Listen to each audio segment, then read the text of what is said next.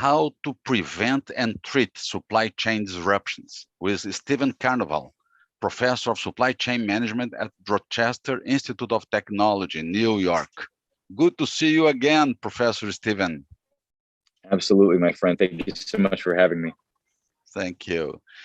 Please, Professor, the pandemic and other things like unexpected logistics troubles, such as the interruption with the Suez Canal, is it possible to prevent, to avoid supply chain disruptions or only mitigate impacts? Yeah, I think if I were to come on here and say that you can prevent supply chain disruptions universally, I should correctly be skewered and taken over the coals by your audience, because I don't think that you can ever prevent every supply chain disruption. What I will say is, when you think about supply chain risk management, there are certain disruptions which you can mitigate to a very large degree.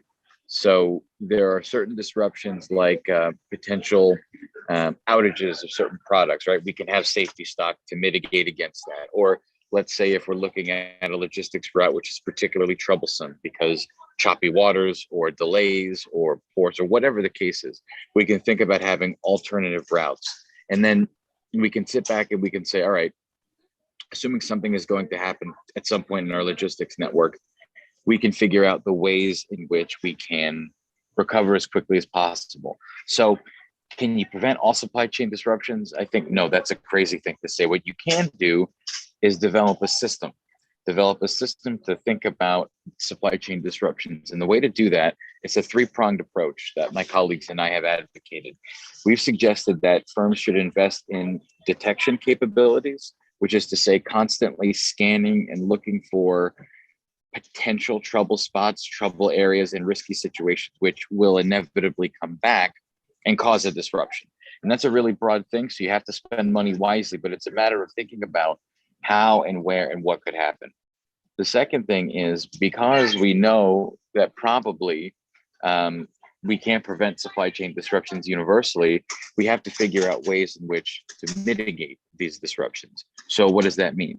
Safety stock is a classic mitigation strategy where if we know we're going to have a run on demand, or if there's going to be disruptions that are inevitably going to come to the supply chain, the safety stock kind of helps and acts as a buffer to that. The final thing, and then there's other ways we can think about it depending on, what the disruption is. The final way to think about this is recovery. After we know inevitably that something is going to happen and disrupt the supply chain, how can we put in place a mechanism to recover? How can we think about the systems and the procedures and the practices, whether that's multiple suppliers or a process to recover or a communication plan or a disaster plan? Basically, we accept the fact that it's going to happen and we try and plan for the best possible recovery approach. That strategy, I think, is the best way to deal with supply chain disruptions.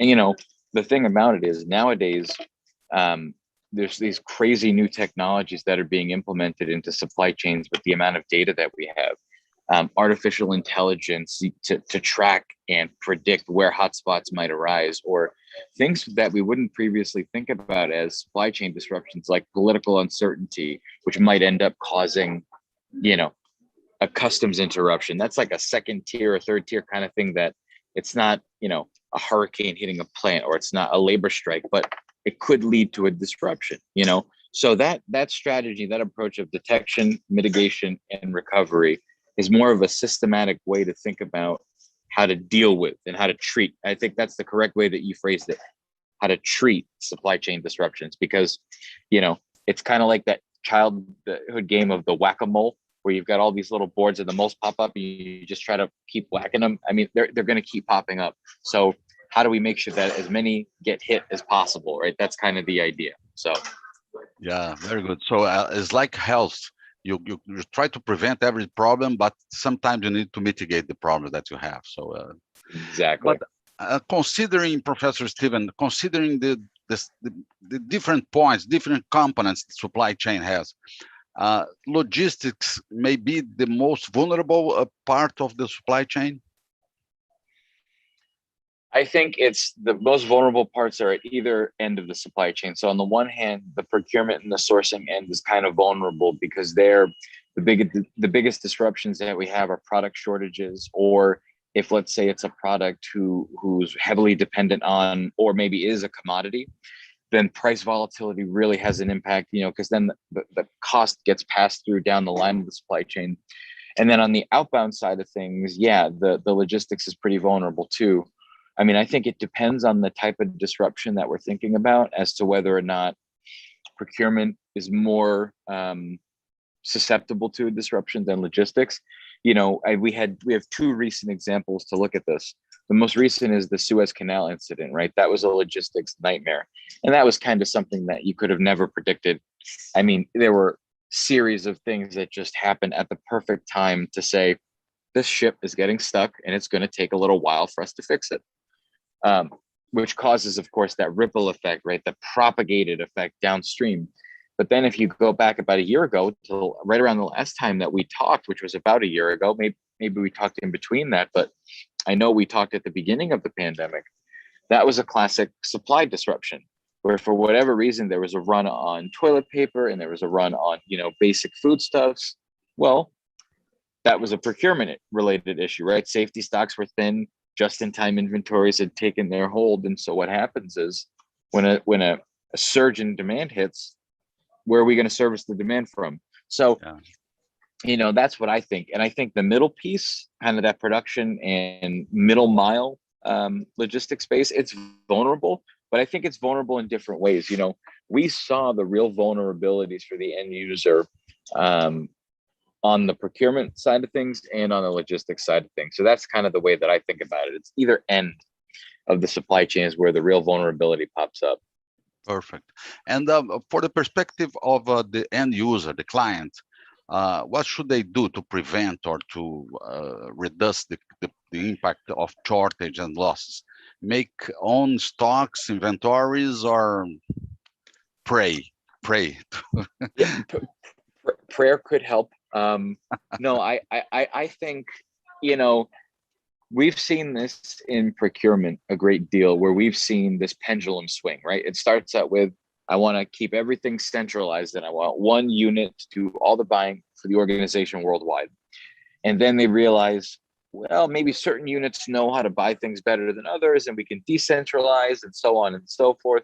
So then the pendulum comes back like this, right? So it goes back and forth. And I think the same kind of advice happens with preventing disruptions.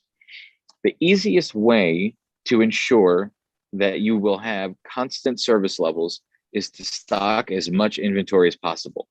But there's trade-offs associated with that, right? The more safety stock I have distributed throughout my network, the higher the cost is inevitably going to be. So the question is, what do I care more about? Do I care more about satisfying demand at all costs and not losing a customer?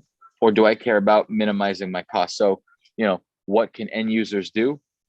Stock up products to the hilt, keep everything possible. But that's not necessarily the best advice.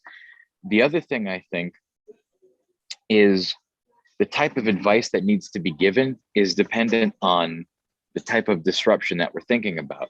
If we're thinking about a procurement related disruption, having safety stocks might not necessarily be the best bet. What could be the best bet is diversifying the supply base. So instead of having all my eggs in one country's basket in terms of my inbound supply, maybe I have some in Brazil, maybe I have some in China, maybe I have some wherever it's feasible to spread out.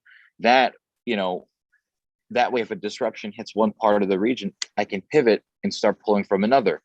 Another thing that I've seen a lot of companies starting to deploy are different clauses in contracts where it could be like an escalator clause or kind of a price break scenario where under certain conditions, we can immediately move to you, but it might cost me more. I think ultimately what ends up happening is everything has a cost. There's always a cost somewhere.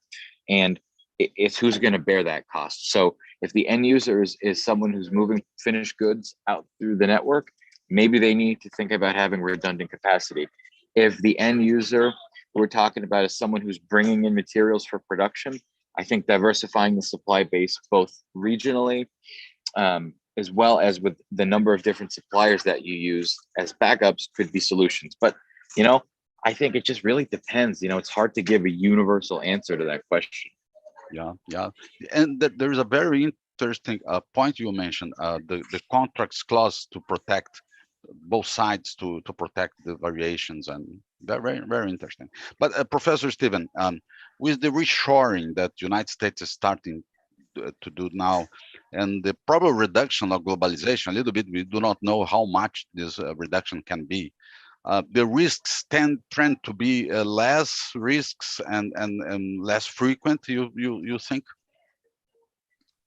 You know, I think actually it's interesting that we're talking about this now because the right in the beginning of the pandemic, I think we spoke with a couple of our other colleagues, right, Dale and Zach Rogers, and we were all talking about, and one of the things that popped into my head was I thought that COVID might force kind of this regional supply chains to emerge, and the thing that got me thinking about it was when the U.S. did our renegotiated NAFTA, the USMCA agreement. Basically, we have three countries of North America. You got Canada, United States, and Mexico. Where now we're trying to facilitate the flow of goods up and down, right? And so if you look at it, we're in the United States, we're not going to necessarily go to Canada for labor, but we would go to them for certain raw materials and products, whereas we might shift production down to Mexico because it just adds maybe a day in transport time, but it minimizes the risk. So I think what ends up happening is, to answer your question, regionalization, if that's a word, of supply chains, making them more, you know, South America, North America, Europe, Asia, broadly speaking, Southeast Asia.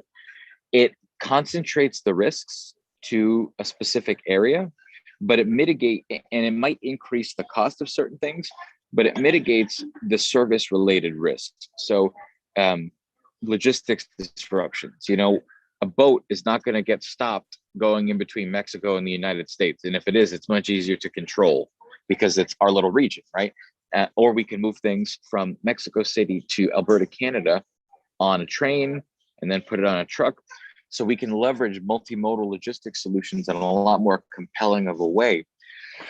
So, you know, I think ultimately that's what you're going to end up seeing. I think you're going to end up seeing risks kind of get mitigated based on the type of risk we're talking about. And I think you're going to see other risks, maybe costs go up. But the question is, what is our goal? If we're trying to increase service levels, regional supply chains could be one way to do that.